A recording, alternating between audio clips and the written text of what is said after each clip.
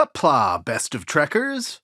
Today we're getting into who's hot and who's not in the Klingon Captain Department on this edition of... Yeah, it's the best five, worst five, no one has seen. Yeah, it's the best five, worst five Treks ever seen. The Klingons have been with us in the Star Trek universe since Season 1 of TOS, running all the way through the most recent season of Strange New Worlds. While many of our best five, worst fives are based on Federation values, we'll be looking at this category through the lens of what these captains have done for the Klingon Empire, under their code of honor. We'll be considering anyone, regardless of rank, that we've seen sit in the big chair of a Klingon ship.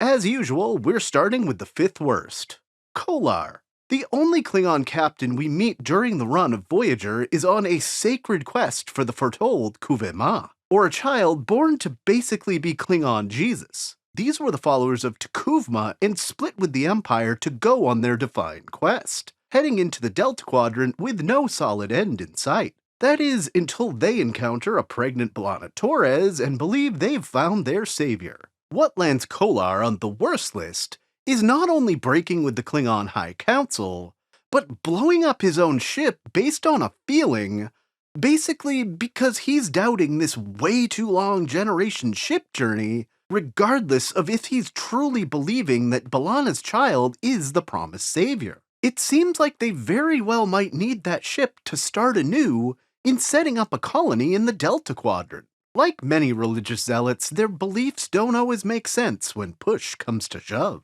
Number 4. Cole. In the wake of the revolution T'Kuvma tried to start, Cole stepped in and co-opted the movement to unite Klingon houses for his own gain, taking over the Ship of the Dead and pushing the war against the Federation to its fullest. Meanwhile, he doesn't seem to care about those underneath him and is simply on a quest for power, not the glory of the Empire, which simply makes him a petach not worthy of honor. Number 3. Kargan.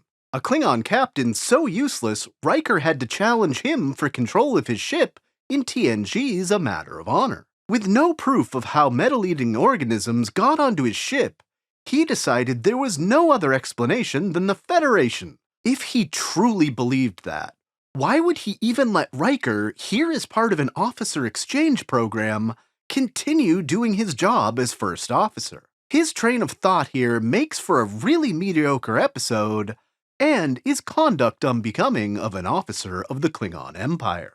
Number 2. Chang.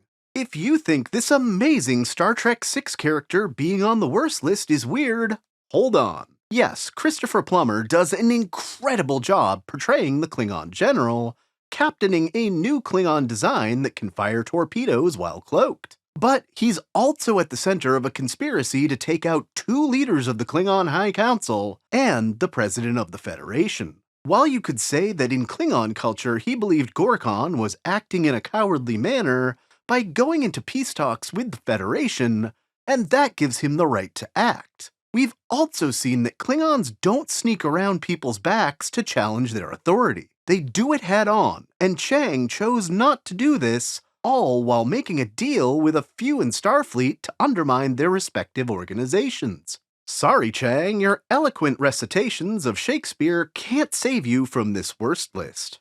And the worst Klingon captain at number 1? Duras. While this entry is specifically for the member of the House of Duras from Enterprise, since we actually see him in the captain's chair, it's remarkable that this great house is allowed to exist given its long history of failure to the Empire, and at times outright proven traitorous actions. The only saving grace for the Enterprise version of Duras is that he died in honorable combat, tracking enemy of the Empire Jonathan Archer. Even Lursen Bator, who co-sat in the big chair of a bird of prey that went after the Enterprise D, again during a time of peace between the Federation and the Empire, purely to enrich their own house. The entire Duras family are a group that deserve permanent discommendation. As we take the barge of the dead over to the best Klingon captains, prove to Feklar you are not a petach by leaving a like and subscribe below. At 5th best, Kruge. Christopher Lloyd set the tone for the modern Klingon in their first appearance for more than seconds since the original series. In beta canon, he stole the bird of prey with its cloaking device from the Romulans. He and his operative Valkyris were trying to get their hands on the Federation Project Genesis, and all for the glory of the Empire. The only thing that costs him a higher best spot on this list is how he commanded his crew. He sent too many men on dubious missions, eventually leaving only one man alive, and Kruge himself is bested by Kirk in honorable combat. A rare Klingon thinking about the long-term prosperity of the Empire, but unfortunately wasn't as great at the short-term command tactics. Number 4. Kavada. The captain that took Picard and Data to Romulus on the mission to find Spock in TNG's unification finds himself on the best list because of how absolutely average he is in everything we see of him across the two-parter. He does the bidding of the Empire, but won't go out of his way and put his crew in undue danger. He seems like the absolute baseline for comparison of other Klingon commanders. And hey, he's played by the amazing actor Stephen Root, who would later go on to play the Chief Engineer Jakubowski of Starbase 80.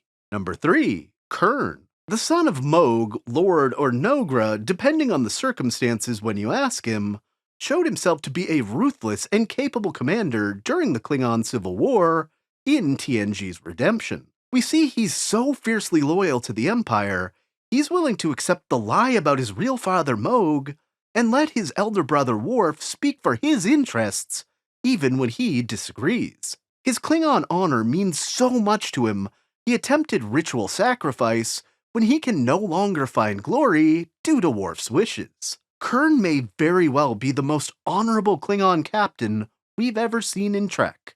Number 2. Kor. The first time we meet Kor, it's as a ruthless overseer annexing Organia. Whether you agree with his tactics of random executions as a means of control of the population, it certainly is consistent with what we know of the Empire at this point in history, and he's doing his job well by Klingon standards. The only time we know of him sitting in a captain's chair unfortunately doesn't make it on screen, but his knowledge of tactics hold 10 Dominion ships long enough for the rest of Martok's attack fleet to escape safely. His status as a Dahar Master is absolutely earned over more than a century of service to the Empire. And the best Klingon captain at number 1? Martok. For a commander we first saw with a crew that hated him and was one step away from being assassinated for cowardice, he went on to prove that he was not only a great captain of a single ship, but a brilliant tactician that helped lead the Empire, and the Alpha Quadrant as a whole, to victory over the Dominion. So beloved was he, power was thrust upon him as the first Chancellor since Kahless to not be highborn.